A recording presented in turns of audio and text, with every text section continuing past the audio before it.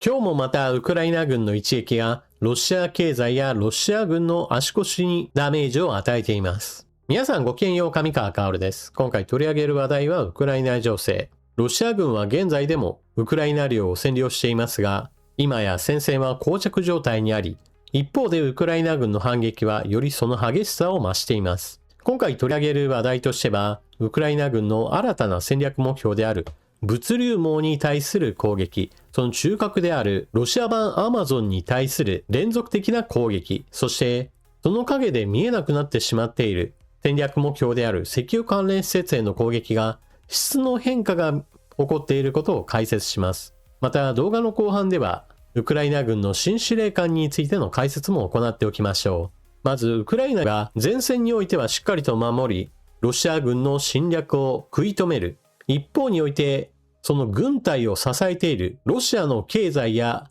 政権に対する支持離れを引き起こすための錯乱といったものが行われています。従来行われていたのは、軍施設への攻撃、石油関連施設への攻撃、天然ガス関連への攻撃、そして軍需産業への攻撃、これらが主な攻撃目標でした。これに新たに加わったのが、民間企業の皮をかぶった軍事物流の中枢機能に対する攻撃です。ここ数日連日的に行われているのが、ロシアの EC ショッピングサイト、ワイルドベリーズの巨大な物流倉庫に対する攻撃です。民間企業の物流倉庫に対する攻撃は、これは違法ではないかと指摘する人もいます。しかし、ウクライナ側はこうした見方について否定しています。なぜならば、純粋な民間の物流企業ではなく、実際には兵士たちに対する物資なども積極的に販売を行っているからです。前線の兵士が必要としている小型のドローンとその改造キットや、ロシア軍が正規品として用意してくれないような様々な身の回りの物品についても販売を行っています。これらは支援団体などによって購入されて、現場で困っている兵士たちに送り届けられるとのことです。その中には、正規品のヘルメットが危険だからと、わざわざこうしたショッピングサイトで、より安全性の高いヘルメットや防弾チョッキ、その他、冬用の装備品などや、電子戦機器の最新機器なども含まれているとのことです。このように、純粋な民間の物流企業ではないというのがポイントです。そして一つ一つの物流倉庫に対する攻撃は、その地域経済に対する打撃も非常に深刻なものとなります。初期において攻撃が行われたモスクワ近郊における物流倉庫の被害は、1箇所だけで被害額の想定額が1500億円を突破し、この倉庫を利用していた中小企業などを中心として破産の危機といったものも拡大しています。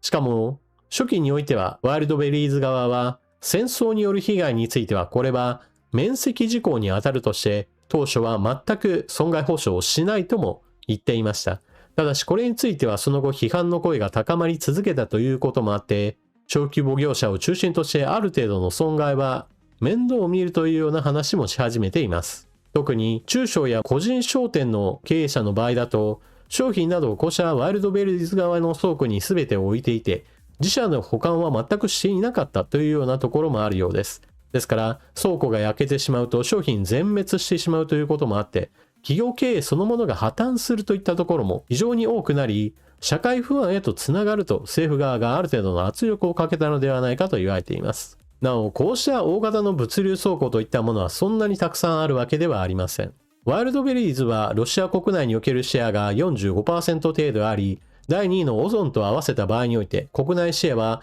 この上位2社だけで75から 80% 程度あるそうです。これらの企業、人口が偏っているロシア西部において集中的に大型の倉庫が展開されており、ウクライナ軍が今後大型の物流倉庫を順番に破壊していくだけでも、ロシア国内における物流も民間もそして軍の流通を支えるという面においても大打撃になると見られています。次に、こうした物流倉庫に対する攻撃や連日行われることによってちょっと勘違いといったものも発生しています。それはウクライナ軍が戦略爆撃をやめてしまったのではないかというような声です。しかしこれは間違っています。そもそもウクライナ軍は戦略爆撃を継続的に行っています。しかし報道の頻度が下がりました。なぜならば、より目新しい物流倉庫の火災の方が絵になるからです。実際、物流倉庫が焼けているその裏では、製油所や石油備蓄庫に対する攻撃が現在でも継続的に行われていることが、ロシア側住民の投稿によって明らかになっています。ロシア国防省の発表によると、ウクライナ軍の攻撃は1日あたり233機のドローンによって行われ、これらは全て撃退したとされています。しかし、全て撃墜したという割には製油所などが火災を起こしており、こうした発表にはかなりの嘘が紛れ込んでいるでしょう。そして、ウクライナ軍の攻撃ポイント、ちょっと変化も見せています。それは、従来であれば製油所や大量に石油を貯蔵しているタンクに対する攻撃を行ったのですが、これに新たな標的が加わりました。それがパイプラインの結節点に対する攻撃です。製油所に向かって送ることもあれば、製油所から港へと送ることもあれば、もしくは拠点間の輸送といったものも、大量の石油、燃料、もしくは天然ガスなどの輸送に関しては個別に送るよりも、パイプラインでつないだところを送るという方が基本的には効率性は良いです。そうしたパイプラインが交わる場所というものがロシア国内には様々あって、それらの集まっているところを狙うというのが新たな目標となっています。こうした攻撃は結節点が破壊されると、その周辺における施設そのものの輸送網が一旦遮断されますから、この影響は大きなものとなります。たとえ施設が稼働していたとしても、送る手段が失われるわけです。また、燃料不足の影響といったものがロシア軍の前線に対する悪影響を強めています。ロシア国防省は軍に対する燃料優先供給といったものを公表していますが、実際には守られていないようです。前線地域における軍の活動が少しずつ燃料制限を受けつつあるのです。従来だと車両で運んでいたものも燃料を節約するために兵士が担いで運び込むといったことがロシア側の軍事ブロガーによって明かされています。従来車だと10キロ程度であれば、さっさとバギーなどを使って送っていたものが、そのバギーに給油することも制限されてしまったがために、10キロの道のりを物資を担いで兵士が運ぶようなことも起こっているそうです。ちなみにこうした兵士の移動といったものは当然のように速度は上がりませんから、ウクライナ軍のドローンに見つかれば命はないものとなっています。また農業関連におけるダメージもより深刻になりつつあります。現在の収穫期もしくは作付けの時における大型の農業用機械を動かすためにも非常に大量の燃料が必要です。ロシア国内ではこうした問題に対応するために燃料の質を下げるといった判断を行ってなんとか水増しを行っています。ただしこれによって今すぐ問題は起こるわけではありませんが、質の悪い燃料を使ったエンジンは寿命が半分程度まで縮まる危険性があると指摘されています。今のプーチン大統領にとっては全く気にしてはいないでしょうが、これからロシア農業における問題は時間が経てば経つほど悪影響は広がっていくこととなります。ちなみに燃料価格も上昇しています。こうした状況についてのまとめをロイター通信が報道を行っています。現在ウクライナ軍の攻撃によってロシア国内における製油所の活動は大きく減少。ただしロシア側も全力を挙げて復旧活動を行っています。そうした復旧活動にもかかわらず、ウクライナ軍の攻撃から稼働再開にこぎつけた施設は 50%。まだこの先修復にかかる施設は大量に残されています。その一例としてモスクワ製油所に対する復旧計画が報道されました。現在のところ年内における復旧は断念されており、復旧にかかる費用は1500億円と発表されています。これは施設そのものに対する修復費だけであり、当然止まっている間全く売るものができなくなるわけですから、売上減少プラス供給力の減少に伴う燃料危機の一因ともなっています。そして隣国ベラルーシからの輸入といったものがより強まっています。現在ベラルーシ国内における製油所はフル回転だとされていますが、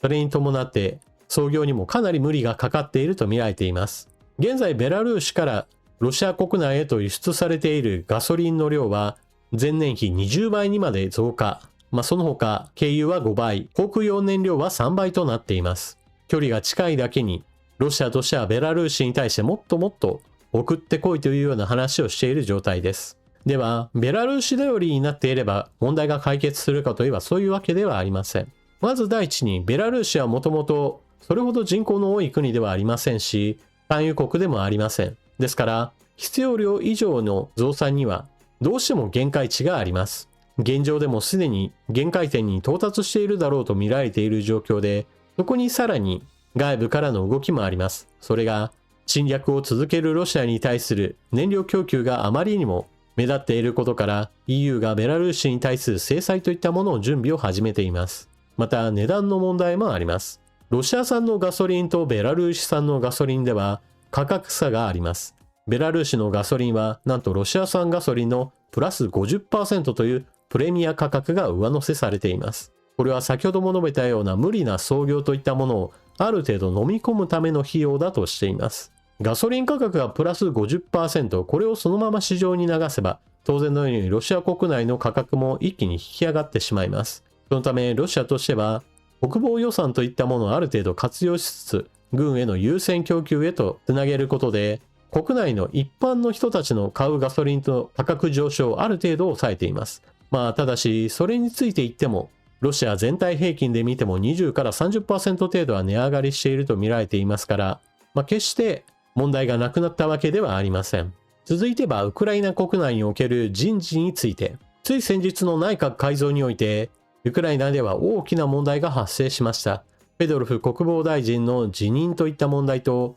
同時にシルスキー軍司令官については留任という問題が多くの国民からの不評を買いました。ウクライナ国内には民主主義がありますから、こうした人事に反対する抗議活動がウクライナ各地で発生し、現在でもなお続いています。そうした状況を受けてゼレンスキー大統領は、シルスキー総司令官についても交代を発表しました。新しく総司令官となったのは、叩き上げの軍人であるドラパティ氏で、この人事はウクライナ国内でも評価が高いとされています。というのも、ドラパティ氏はこれまで多くの戦いにおいて前線指揮を取り、しかも成果といったものを上げてきました。前線の兵士からもまた、ウクライナ国民から見ても有能な人物だと評価がある程度定まっており、しかもロシア側から見てもこのような人事が行われることは悲劇であると評価する声も上がっています。敵から恐れられる人物で、しかも国内からの支持も高いということもあれば、基本的に問題はないでしょう。ただし、フェドロフ国防大臣の復帰問題については未だに残っており、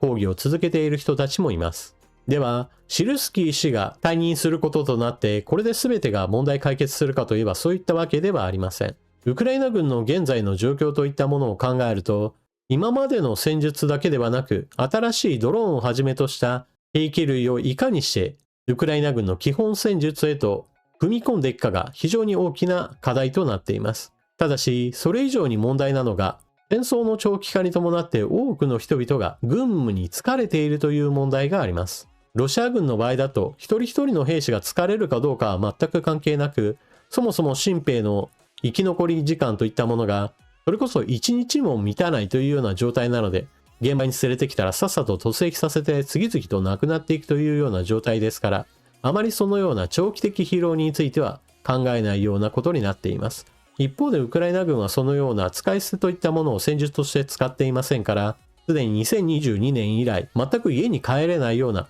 超長期間の前線勤務の兵士なども未だに残っているという問題があります。こうした問題に対して戦争がさらに長期化するということを前提として、いかにして兵士が休めるようにするか、そうしたことも軍政改革の一部として課題に上がっています。フェドロフ氏の場合だと、そうした問題に対して多くの兵士たちにある程度の期間が経ったら休めるような仕組みといったものを導入しようとしていました。そうしたこともあってフェドロフ氏に戻ってきてほしいという声は未だに強くあるわけです。新司令官と国防大臣、この2人が同じ方向を見つつ、新しい戦術を導入しながら、いかにして人間の兵士を温存して戦い続けるかというのは、ウクライナ軍にとっての非常に大きな問題というわけです。なお、こうした問題の課題解決の方法として、ドローンの活用といったものがあります。ウクライナ軍のドローン開発といったものは、飛行型のドローン、海上ドローン、そして地上専用のドローンのこの3種、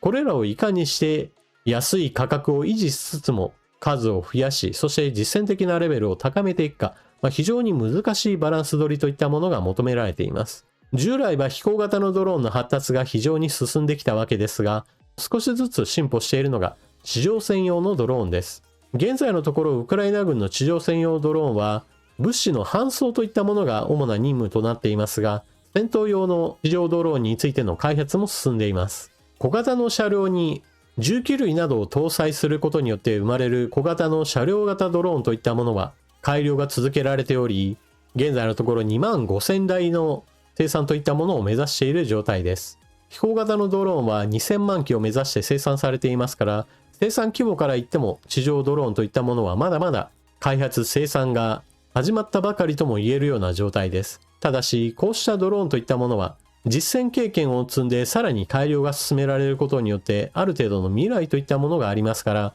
ウクライナ軍の人間の兵士が休める日というものも皮肉なことに戦争が長引けば長引くほど近づいてくるかもしれません。ロシア軍の兵士たちにしてみれば、戦う相手がどんどんとウクライナ兵ではなくウクライナのロボット兵というような時代も見えてくるわけなので、戦争の長期化は決してロシアにとって明るい未来とはならないでしょう。こうしたウクライナ側の兵器開発、少なくとも今年来年についてはすでに EU 側からの大規模な融資についても固まっており、現状ウクライナ側にとって時間の経過は味方となりつつあります。なお、こうした様々な問題に対してロシアのプーチン大統領はもっともっと多くの兵士をかき集めるということを考えています。ロシア国内においては強制的な動員令などについて下地作りが行われており、ステルス動員についてはもはや始まったと話す人もいます。従来だと兵士として受け入れてこなかったような犯罪者、麻薬組織や麻薬犯罪の刑を受けた人物についてもこれからは軍に受け入れることを決定しましたし、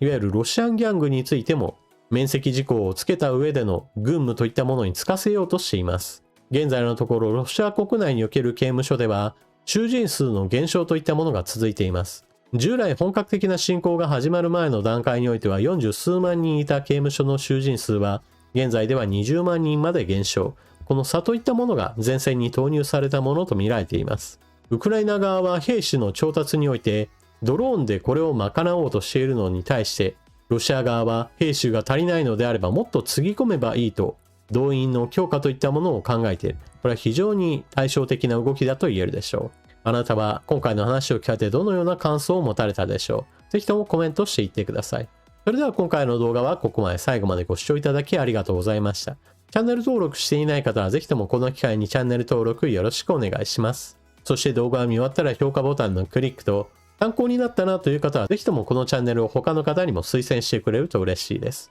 それでは次の動画でまたお目にかかりましょう。またね。